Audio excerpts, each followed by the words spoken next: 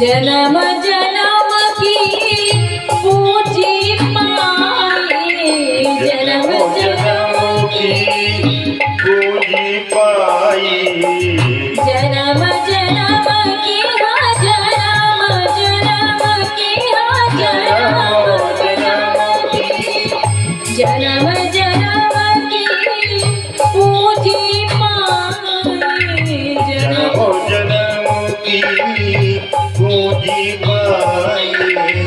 जगमा सबहि गवायो पायो दी मेरे राम रतन धन पायो, पायो दी मैंने राम रतन धन पायो, पायो जी मैंने। और बोलिए ये धन है कैसा? और तो धन खर्च हो सकता है, लेकिन ये धन कैसा है? खर्च न खूटे चोर न लूटे, खर्च न खूटे चोर न लूटे, खर्च न खूटे चोर न लूटे, खर्च न खूटे चोर न लूटे। दिन दिन बढ़त सवायो पायो जी मेरे, दिन दिन बढ़त सवायो पायो जी मेरे राम रतन धन पायो, पायो जी मेरे राम रतन धन पायो, पायो जी मेरे राम रतन धन पायो। पायो जी मेरे राम रतन धन पायो। भगवान की भक्ति जो पा लेता है, मीराबाई कृष्ण कृष्ण जपते जपते कृष्णमय हो गई और कृष्ण की मूर्ति में ही विलीन हो गई, ऐसी भक्ति। अब ये भक्ति का अर्थ क्या है? ध्रुव जी ने भगवान की भक्ति की, तो ये भक्ति का अर्थ क्या है? कल आप सभी ने ध्रुव जी का चरित्र सुना।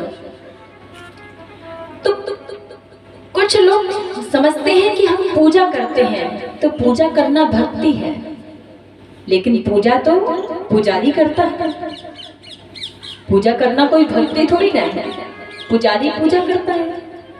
जो मंदिर में पूजा करने वाला पुजारी है वो जीवन पर्यंत पूजा करता रहता है और उसके बाद भी परमात्मा प्राप्ति नहीं हो पाती। तो क्या सच में पूजा करना भक्ति है? पूजा पुजारी तो करता है, लेकिन वो भक्ति करे ये जरूरी नहीं है। और दूसरी है प्रार्थना करना। प्रार्थना हम सभी प्रार्थना तो करते हैं, संकट में कोई समस्या आ जाए प्रार्थना सभी करते हैं, भगवान हमारा ऐसा काम हो जाए तो हम आपका ऐसा करेंगे, हम आपको सवा मनी चढ़ाएंगे, हमारा ऐसा काम हो जाए। तो प्रार्थना करना ये तो प्रार्थी करता है। प्रार्थना तो कोर्ट में भी की जाती है, अपने जो कैदी बंद है जेल में उसको छुड़ाने के लिए भी प्रार्थी प्रार्थना करता है। स्कूल में भी बच्चा जब अवकाश लेता है तो प्रार्थना पत्र देता है, प्रार्थना करता है टीचर से, शिक्षक से। तो ये प्रार्थना करना क्या भक्ति है? प्रार्थना तो प्रार्थी करता है, जिसको आवश्यकता होती है वो प्रार्थना करता है। प्रार्थना करना भी कोई भक्ति नहीं है।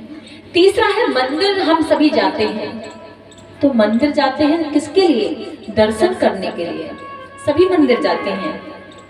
मंदिर जब दर्शन करने के लिए जाते हैं और हम वहाँ पे ठाकुर जी विराजमान हैं, दर्शन करते हैं जाकर के, तो दर्शन करने कौन जाता है? दर्शनार्थी।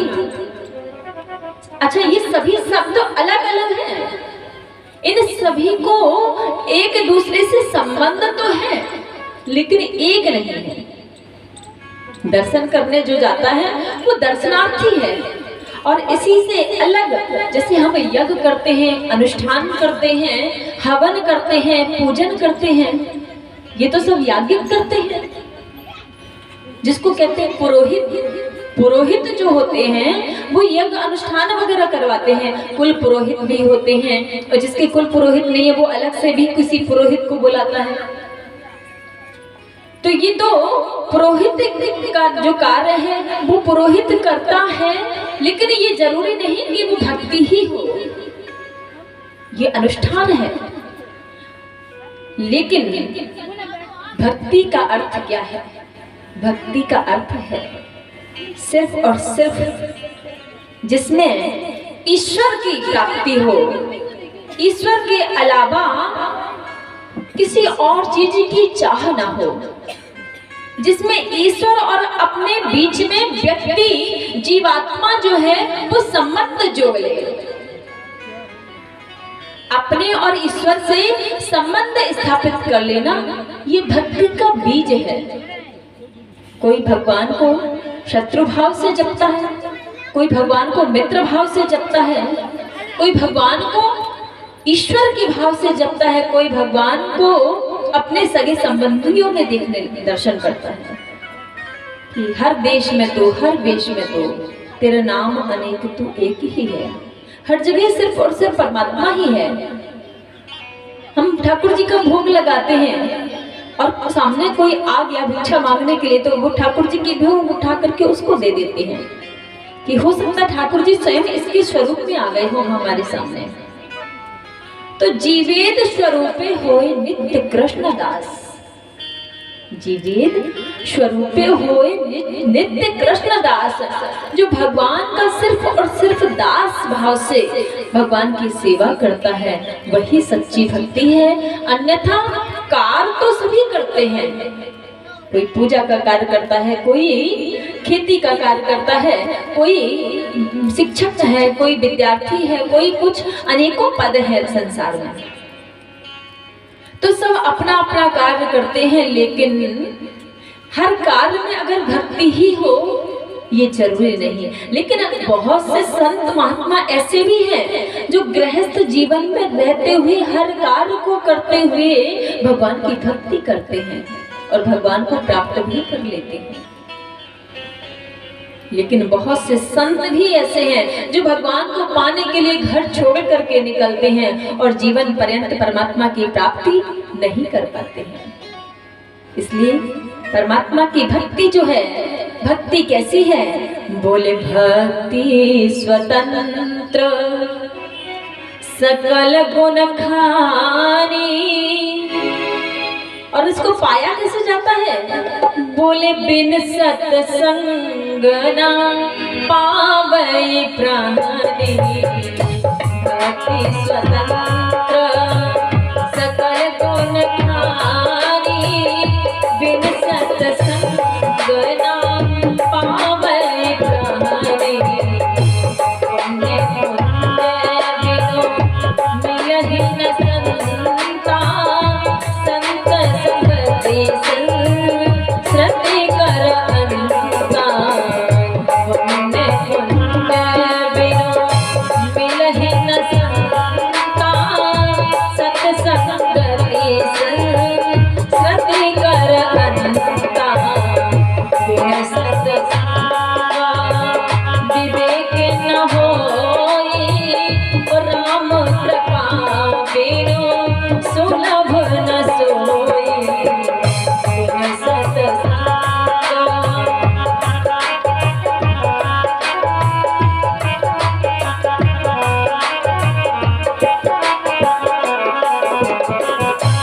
भक्ति स्वतंत्र।